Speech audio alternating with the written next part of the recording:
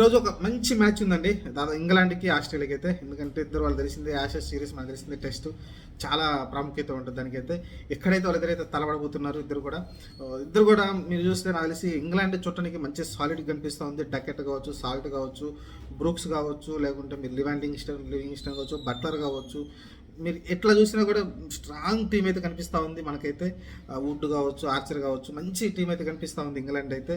మరి ఆస్ట్రేలియా దగ్గర చూసుకుంటే మీకు అంతగా కనిపించట్లే మీకు. అంతగా షార్ట్ కావచ్చు, లేకుంటే మీకు అంత ట్రావెస్ హెడ్, మీకు కొంచెం బాగా ఆడే ప్లేయర్స్ కనిపిస్తుంటే ట్రావెస్ హెడ్ కావచ్చు, స్టీవ్ స్మిత్ కావచ్చు, లబుషేన్ కావచ్చు, మ్యాక్స్వెల్, ఈ నలుగురు మీదనే డిపెండ్ అవుతుంది. ఎందుకంటే వాళ్ళు కూడా అంత పెద్ద ఫామ్లో కనిపించట్లేదు. చూద్దాం మరి ప్రస్తుతానికి అయితే వీళ్ళు నలుగురు కీ ప్లేయర్స్ ఉంటుంది. మిడ్ ఆర్డర్లో మ్యాక్స్వెల్ కావచ్చు, టాప్ ఆర్డర్లో మీకు ట్రావెస్ హెడ్ కావచ్చు, మిడ్ ఆర్డర్లో మిడ్ ఆర్డర్లో మీరు చూసుకుంటే మీకు మ్యాక్స్వెల్, లబుషేన్ అయితే ఆ స్టడీని అయితే కొనసాగిస్తారు. అంటే అంత పవర్ హిట్టర్స్ కాదు, కానీ మ్యాచ్ని అయితే ముందుకైతే తీసుకెళ్ళగలరు. ఒక యాంకర్ రోల్ అయితే పోషించగలరు వాళ్ళిద్దరు. మరి చూడాలి, మరి వాళ్ళు ఈ రోజు ఎంత బాగా ఆడతారో చూడాలి. ఏమైనా ఇంగ్లాండ్కి ఝలకిస్తారేమో. ఎందుకంటే వాళ్ళ బౌలింగ్ కూడా మీరు చూస్తే అంతకేమీ కనిపించట్లేదు. మీరు చూసుకుంటే అబాట్ ఒక్కటే కనిపిస్తున్నాడు నాకైతే.